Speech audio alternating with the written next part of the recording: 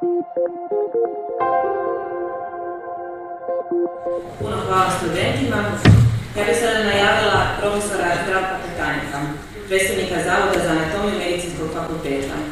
On će nam kao recenzent reći nešto o anatomskom pojmovniku s hrvatsko-englesko-latinskim rječnikom.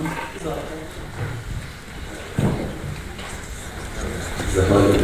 Ja sam pročelnik katedre.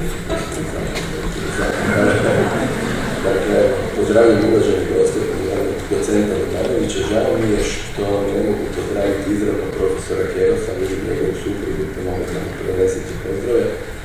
Ja sam malo prije pitao profesora Vodanovića zašto on još uvijek docent. Nije tako mlad kao što izgleda.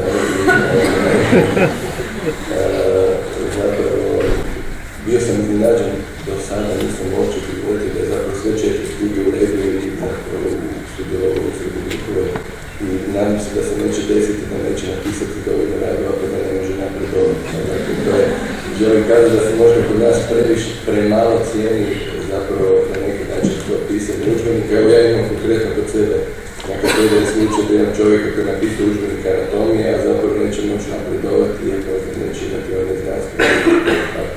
Mislim da u nekim situacijama treba napraviti i iznimke, zahvaljujem se i čestitam na tome.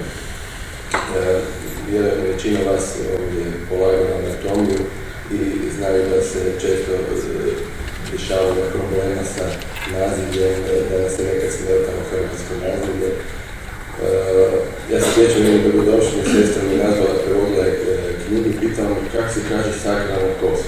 Trebalo mi 10 minuta da se sjetim zapravo kako se kaže krična kost.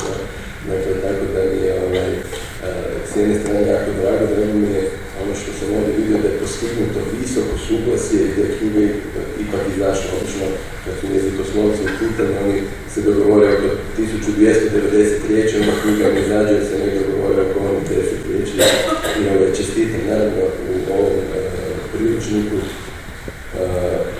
je oko 1300 glavnih naziva, dakle to je samo dio nazivlja iz anatomije, napravljeno je u suradnji Medicinskog fakulteta u Splitu, Rijeci i u Zagrebu, ustavljeno sa jezikoslovcima i ono što je jako lijepo, dakle, da je uz sam naziv anatomski koji je hrvatski, zapravo dat kratak opis tih termina i zapravo je data latinski i engleski naziv, naravno na kraju je kazano na latinskom koje omogućava da se lakše snalazi. Dakle, to je posebno dobro jer može koristiti studentima koji su strani studenti koji dakle, studiraju. Ne znam što bi još više dati. Dakle, ono što isto, zato što želim naglasiti, hrvatski jezik ima tu sreću i što ima doista izvorne anatomske nazive. Recimo, kad vi kažete pankreas, odnosno gušterača, Njemci kažu trbušno slinjena žlijezda kad bi prema. Dakle, neki profesori koji su blaži će to priznati kao prolazni odgovor o samoj gušterači.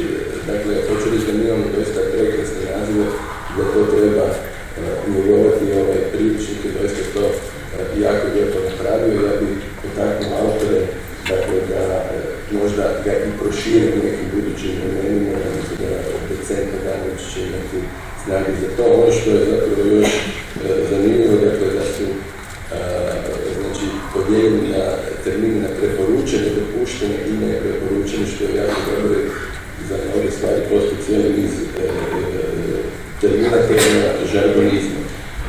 I dakle, ja sam čak pitao da li bi to mogli preporučiti kao udžbenik, međutim, moramo ući u kategoriju priručnika, ali ono što bih želio kazati, to je jedna knjiga koja doista može poslužiti ne samo profesionalno, nego možda i uopće nekoj populacije, doista daje kratak pregled i razumijevanje osnovnih anatomskih pojmova